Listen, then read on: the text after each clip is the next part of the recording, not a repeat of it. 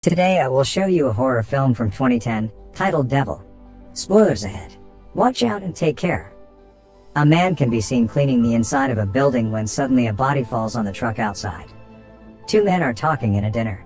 They have a conversation about alcoholism and the importance of forgiveness for people like the one in the suit who are recovering alcoholics.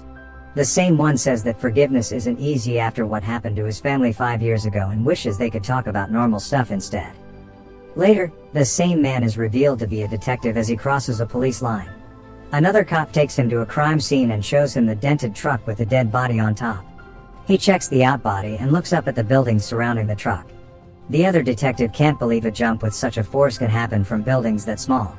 The first detective notices that there is no glass on the pavement surrounding the truck and thinks that it rolled out to the place where it was found. The two detectives walk around a corner to find a building that would better match their crime scene. Next to a modern-looking skyscraper, the characters are introduced one by one. First is the man in the hoodie lingering, then the man with a red tie, passing by him and walking inside the building. Next is the security guard, picking up the phone at the reception desk, and the old lady seen standing in the middle of the lobby, confused. Then, there is the young woman entering the lobby, passing the security guard at the reception, getting stopped by him and going to the back of the line to sign the visitor's log. The security guard tells the other man at the reception area that he has to take a package to the 39th floor and goes toward the elevators. The guy with the red tie and the old lady want to go inside an elevator, but because it's full, they take the other one that just arrived empty behind them. They walk in and the security guy walks in with them too. As the door starts closing, someone calls out to wait and the young woman from before walks in too. After her, another person yells, grabs the doors after no one helps him, and walks inside. It's the same guy with a hoodie. Once they're all inside, the elevator starts moving, but very suddenly, stops and jams. Meanwhile, an older security guard is watching a hockey game in the main security room. A younger security guard walks in the room and they chat about the game. He notices that one of the elevators is in inspection mode, so the older security guard calls the building engineer about the problem, while the engineer is trying to fix a broken window high up in the building. The guard tells the engineer to check on the elevator first, because there are people stuck inside. Back in the elevator, the security guard is getting anxious. The old lady keeps pressing him about emergency procedures, but he doesn't know because he's a temp. The guy in the red tie hits the emergency button and joins the old lady's questioning by asking why he doesn't have a walkie-talkie. A voice comes on from the comm system in the elevator, telling them that he knows they're stuck and that there is an engineer on the way to see what's wrong. The older security guard is the one talking to them over comm and asks them to say something in the camera, which makes him figure out that there is something wrong with the microphone and he can't hear them. The security guard on the elevator tries calling the lobby from his cell phone, but gets no signal, so the young woman gives him her phone. The call is short and loses signal fast. Music starts playing in the elevator and the guy in the red tie starts singing, annoying everyone inside. The building engineer is on his way to the machine room at the top, where the wind sweeps off his hat and he almost falls off the side. Back down at the foot of the building, the two detectives are approaching and talking. The detective from the diner finds glass on the pavement and they see a man nearby sweeping more glass. He tells the man to stop doing that and declares the place a crime scene. A huge chunk of glass falling from the building, almost killing his partner, confirms his suspicion. Back inside the building, the engineer is seen checking the elevator from the shaft. He calls the main security room to tell them that it looks fine, but that he will reset it. Back at the elevator, the older security guard tells the group over comm that the light will be out for about 20 seconds. The lights go out and when they come back on, the old lady screams at the security guard to get away from her, to which he apologizes, telling everyone that he's very claustrophobic. The third man pushes a panel from the top of the elevator and air starts coming inside. The security guard asks if they should try climbing up, but the other man says that it's dangerous going up the cable. Back at the machine room, the engineer asks the main security if the reset worked, and when they answer that it didn't, he says he'll go check out the problem from the basement. The two guards in the main security office talk about the broken window in the building and how someone might have jumped off it that morning. The younger one is very concerned to hear that.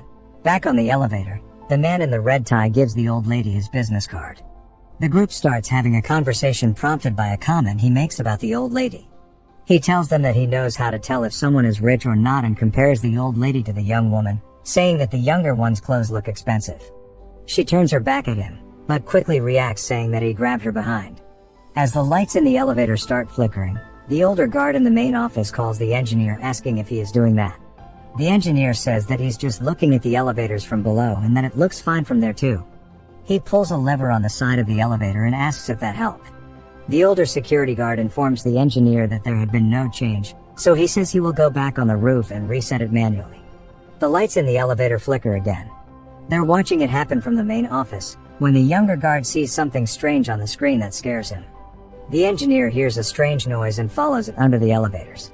Chasing after it, he almost gets crushed by an elevator dropping down the shafts. The lights in the elevator flicker again and then go out completely.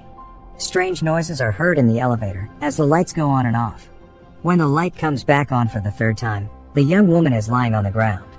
The guards in the main office ask what's going on, when the younger one notices that the young woman's back is hurt. The people inside are panicking. Red Tie Man notices that he has blood on him and tries to hide it from the others.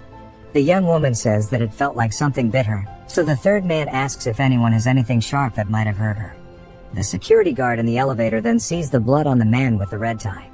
As he tries to explain that she just fell on him, the security guy goes to frisk him for a weapon.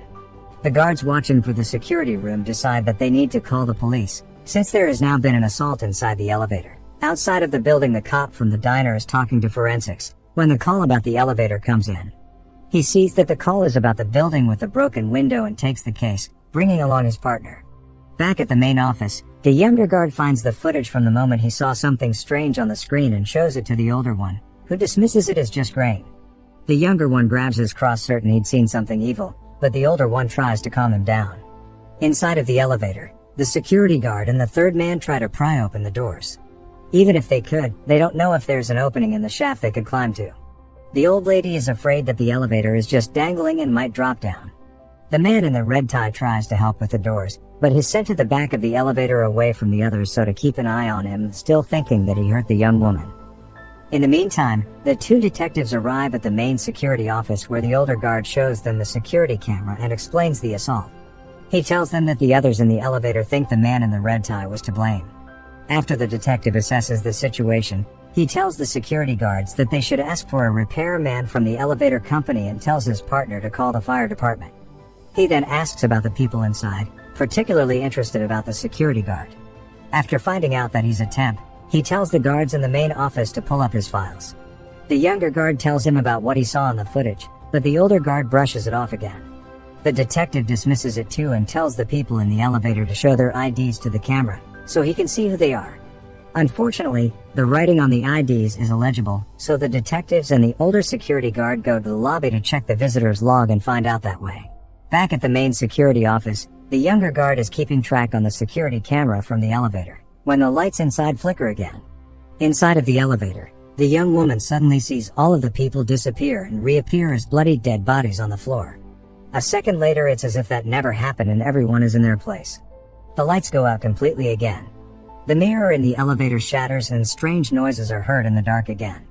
When the light comes back on, the man with the red tie is revealed to be stabbed in the neck with a piece of glass from the mirror.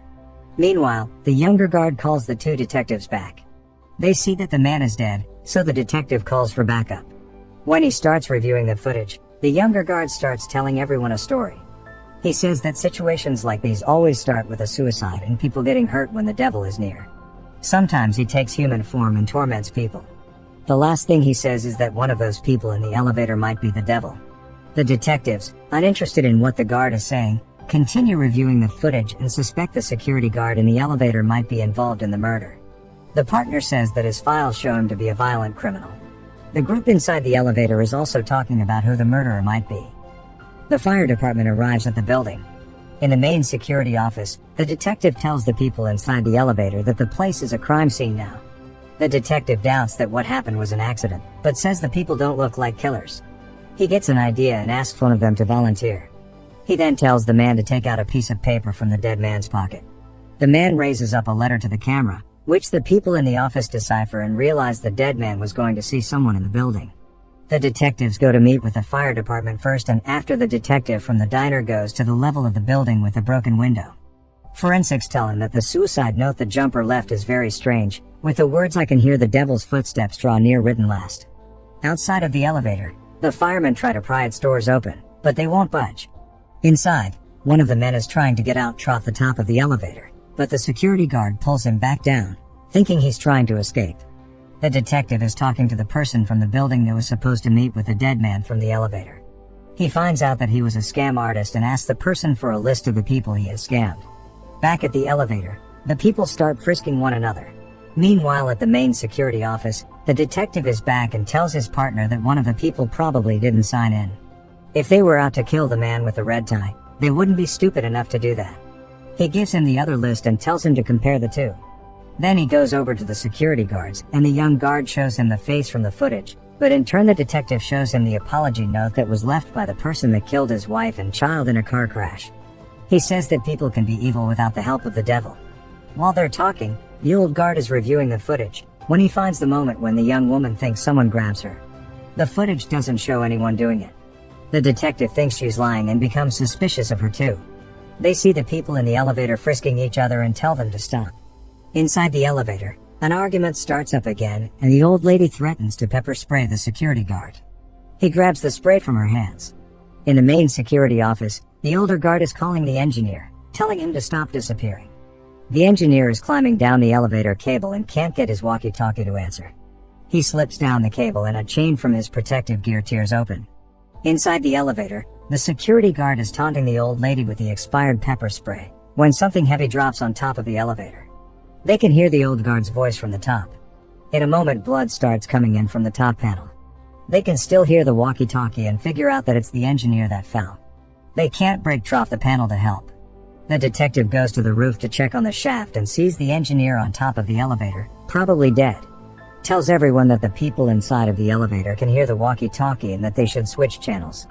He orders the fire department to get inside the elevator trough the wall. The firemen start digging trough the wall.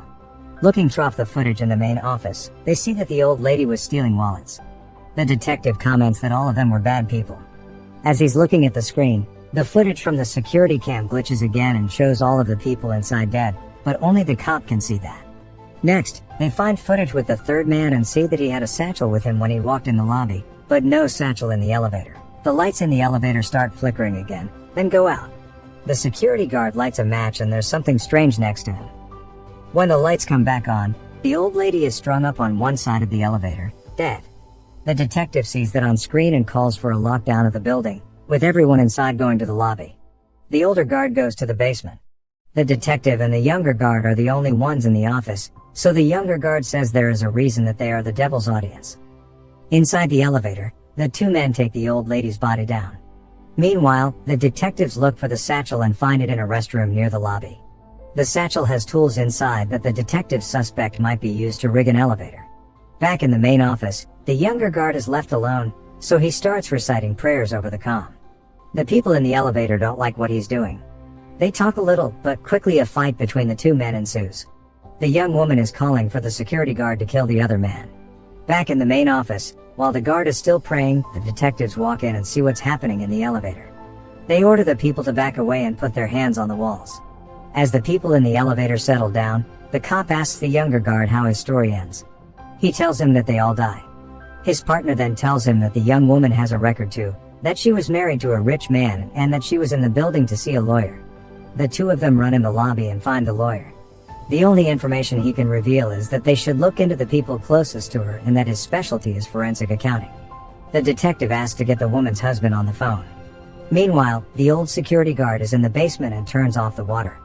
He informs the firemen and they continue breaking trough the wall. While still in the basement, he finds a wire that is dipped in water and tries to get it out. Moments later in the lobby, the people that are gathered start screaming as he falls over. The detectives run to his aid, but he dies. Back inside the elevator, the three people remaining start arguing again. The two detectives come back at the office, saying that the younger woman's husband might have arranged all of it, since he owns the security company that works in the building. The cops think that the security guard inside the elevator is responsible and that the other two victims were just a decoy. Back in the elevator, the lights go out again. The detective tells them to use their phone screens as flashlights, but their phones get ripped out of their hands. The lights go out and the next time they come back on, the security guard is dead. The two people left grab a piece of glass in a panic and stand prepared to defend themselves. Desperate, the detective asks the younger guard how he can help them. He tells him that they should take responsibility for who they are. So, the detective shares a personal story with them about that and asks them to put the glass down. They do it, reluctantly. Suddenly, The lights go out again and they come back on. The young woman is lying on the ground with a piece of glass in her throat. As the man is seen trying to help her, the body of the old lady rises behind him, saying that it's his turn now. The man has a flashback of himself driving a car. He's reaching for a beer when he crashes into another car. He gets out of his car and sees the other one in a ditch. A woman lies pinned by a car, and before she dies she points to her child lying in the grass in front of the car. The man can't believe what he has done and leaves the scene, leaving a note on the window of the other car. Back in the elevator, he keeps repeating that he's sorry and begs the old lady, the devil, to take him instead of the young woman. The devil refuses the bargain and hurls the elevator down the shaft. When it stops, the man finds the engineer's radio and starts talking. He tells the detective what he's done. The detective and the young guard are listening to him and realize what that means. Inside the elevator, the young woman finally dies in his arms and the devil is angry, saying that she really wanted him. The lights go out and come back on again as the firemen are opening the doors of the elevator. The man is the only one left alive, speared by the devil. The old lady had disappeared. Later, paramedics are taking out the bodies and the detective sees the man sitting in the lobby. He says he will take him in the station. Next, the two of them are seen in a car. The man is in the backseat.